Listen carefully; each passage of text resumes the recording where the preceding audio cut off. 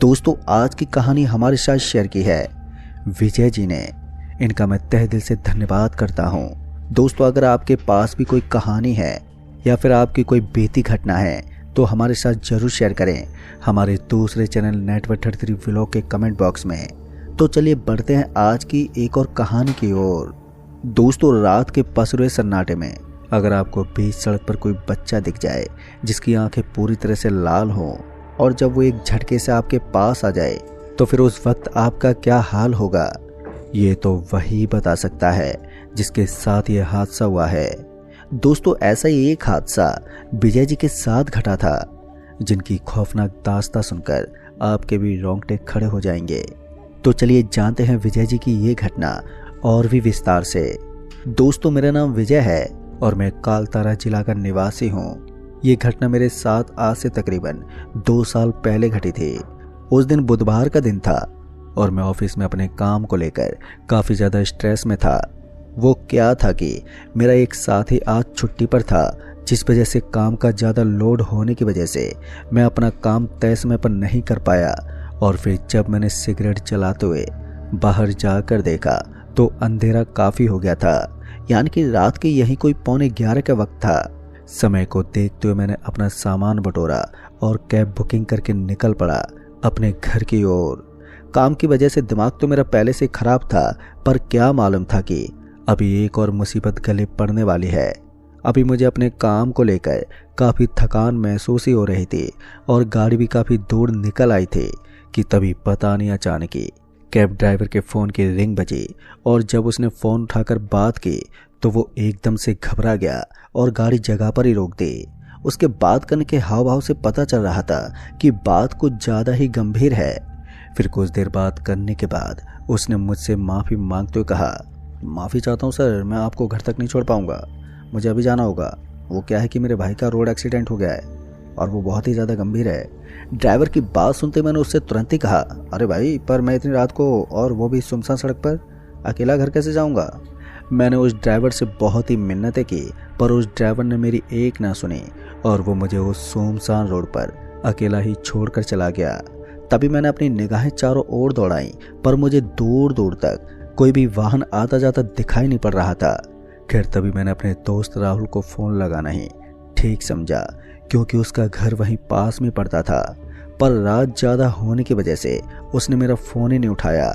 फिर काफ़ी देर तक तो मैं वहीं पर खड़ा रहा इस उम्मीद में कि शायद कोई साधन मिल जाए, मगर जब मुझे कोई साधन नहीं मिला तो मैंने पैदल ही अपने कदम राहुल के घर की ओर बढ़ाने शुरू कर दिए।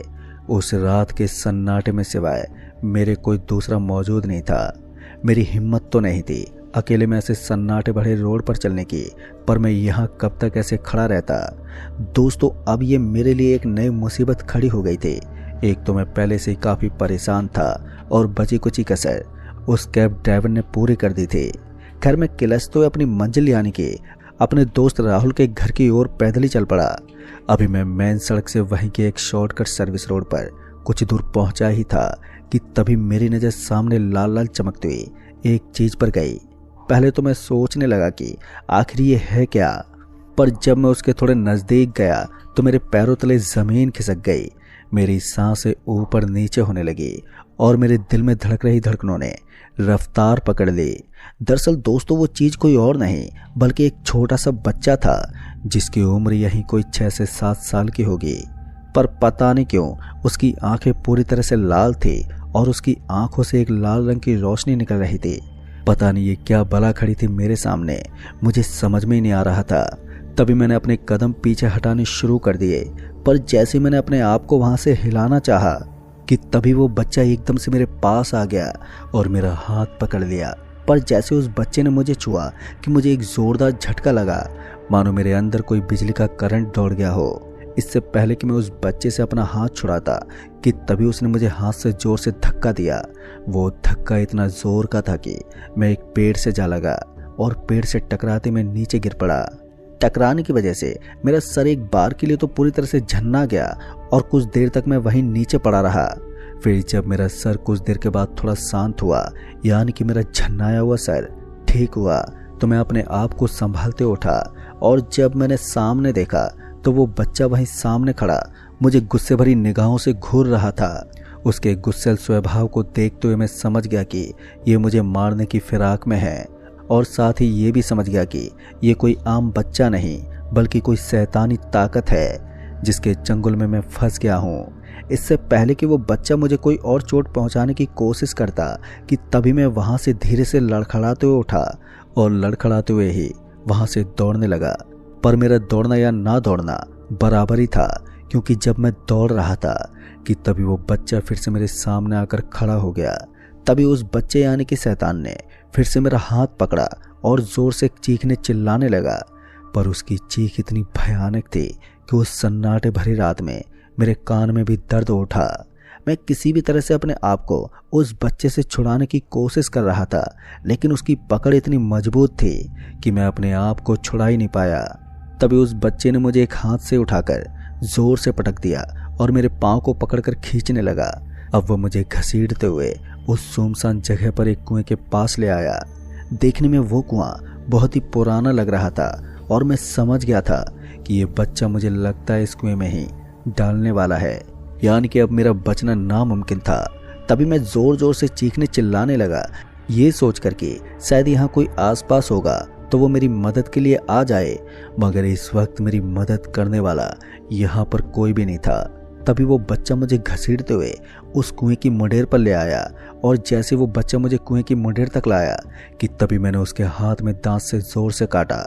पर मेरी ये कोशिश भी नाकाम रही और फिर देखते ही देखते उस बच्चे ने मुझे उस कुएं में धकेल दिया। दोस्तों, मैं उस वक्त बुरी तरह से छटपटा रहा था और फिर कुछ देर के बाद मैं बेहोश हो गया। और फिर जब मुझे होश आया तो मैं उस कुएं के बगल में पड़ा हुआ था और मैं पूरी तरह से भीगा हुआ था। फिर जब मैंने गर्दन घुमाकर अपने अगल बगल में देखा तो मैं एक बार फिर से घबरा गया, क्योंकि इस बार मेरे पास वो बच्चा तो नहीं था, पर हाँ एक आदमी ज़रूर था जो देखने में काफ़ी हट्टा कट्टा था। अब उस आदमी को देखकर मैं ये सोच रहा था कि अब ये कौन है। इससे पहले मैं उस आदमी से कुछ पूछता कि तभी वो आदमी एक भारी आवाज़ में बोला, जितना जल्दी हो सके भाग जाए यहाँ से, नहीं तो मारा जाएगा, निकल जाए यहाँ से तुरंत ही।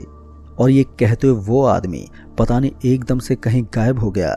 उस आदमी को यूं गायब होता देख मैं एक बार फिर से घबरा गया और वहां से धड़पड़ाते हुए भागा। मुझे नहीं मालूम था कि मेरे पांव मुझे किस ओर लेकर जा रहे हैं। मैं तो बस बिना सोचे समझे भागे जा रहा था, पर मुझे भागते हुए ऐसा लग रहा था कि कोई मेरे पीछे पीछे भाग रहा हो। घबराहट के मारे मेरी हिम्मत भी नहीं हो रही थी कि मैं पीछे मुड़कर देख लूं। तभी सामने दूर अंधेरे में एक हल्की सी रोशनी दिखी, और जब मैं उस रोशनी के पास गया तो मैंने पाया कि वो रोशनी एक दिए की थी, यानी कि मैं भागते हुए यहाँ पर किसी एक छोटे से गांव में आ गया था। पर इस गांव में भी पूरी तरह से सन्नाटा पसरा हुआ था, यहाँ तक कि मुझे इस गांव में कोई भी जानवर दिखाई नहीं पड़ रहा था, यानी कि पूरा का पूरा गांव गुमसा नजर आ रहा था। खैर, मैं धीरे धीरे अपने कदमों को आगे बढ़ाते हुए गहरी सांसें ले रहा था और ये तलाशने की कोशिश कर रहा था कि शायद यहाँ किसी से कोई मदद मिल जाए। तभी मैंने वहीं के एक दरवाजे पर दस्तक दी, मगर किसी ने भी दरवाज़ा नहीं खोला। फिर मैंने ऐसे ही कई दरवाजे खटखटाए और जब किसी ने दरवाज़ा नहीं खोला तो मैं आगे बढ़ गया। अभी मैं मायूस होकर इधर उधर अपने आप को बचाने के लिए भटक ही रहा था कि तभी मेरी नज़र सामने वाले घर के दरवाजे पर गई तो मैंने देखा कि उस दरवाजे पर एक महिला बैठी हुई है। लिहाजन मैं तुरंत उस महिला के पास गया और मदद की गुहार लगाते बोला, अरे ज़रा सुनिए, मुझे छुपने के लिए थोड़ी जगह मिल जाएगी। और मदद मांगते हुए मैंने उसे अपने साथ घटी कुछ बातें बता दी। उस महिला ने मेरी बात सुनते ही जल्दी से अंदर जाने को कहा और मैं भी बिना देरी किए उस घर में घुस गया। पर हैरानी वाली बात तो ये थी कि उस घर में घोर अंधेरा छाया हुआ था। जबकि वो महिला दरवाजे पर बैठी हुई थी तो उस हिसाब से तो घर में थोड़ा बहुत उजीता होना चाहिए था। खैर, मेरे लिए तो अच्छा ही था कि मुझे कोई भी उस अंधेरे में ढूंढ नहीं पाता। अभी मैं अपनी छुपने की जगह ही ढूंढ रहा था कि तभी मुझे बहुत ही बुरी गंध आने लगी।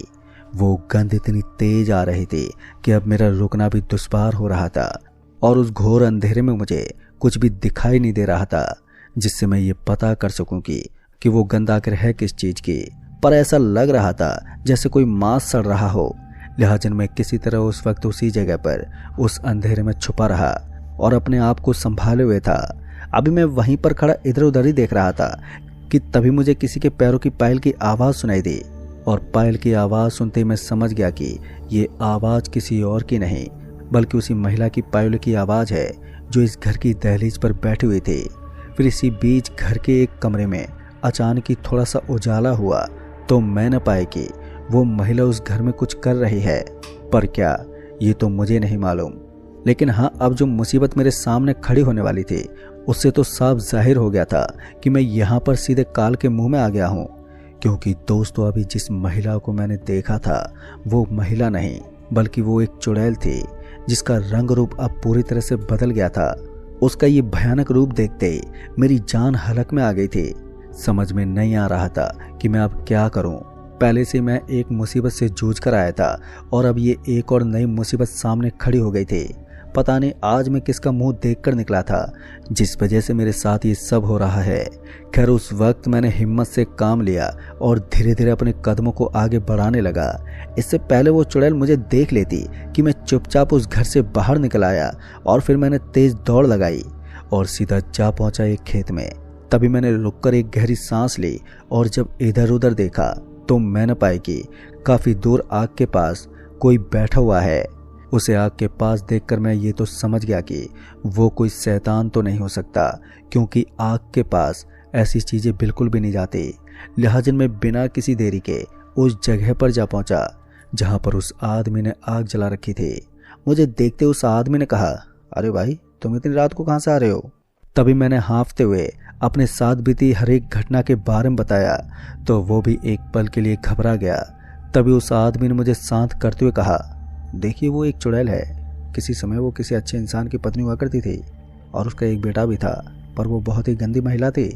और जब उसके पति को उसके बारे में पता चला तो वो इस बात को सह नहीं पाया और जो उसका बच्चा था वो उसके किसी आशिक का था, जिससे वो और भी ज़्यादा सदमे में आ गया। तो उसने सबसे पहले अपनी पत्नी की हत्या की और उस बच्चे को कुएं में फेंक दिया और फिर उसके बाद उसने खुद को फांसी लगा ली। और तब से ये लोग देर रात लोगों को परेशान करते हैं, पर वो बच्चा और वो चुड़ैल उस आदमी से डरते हैं और वो आदमी लोगों को बचाने में मदद करता है। दोस्तों, ये सुनकर अब बस मुझे यही लग रहा था कि मैं किसी तरह अपने घर पहुंच जाऊं। फिर वो रात मैंने वहीं उस आदमी के साथ गुजारी और सुबह होते ही उस आदमी ने मुझे एक गाड़ी वाले से लिफ्ट दिलवाकर मुझे मेरे घर तक छुड़वा दिया। तो दोस्तों, इस कहानी में बस इतना ही। कहानी आपको पसंद आई हो तो वीडियो को लाइक, शेयर, कमेंट जरूर कर दें और साथ ही अगर आप चैनल पर नए हैं तो चैनल को भी सब्सक्राइब जरूर कर लें। जल्द ही मिलूंगा ऐसी एक और कहानी के साथ। तब तक के लिए बाय एंड टेक केयर।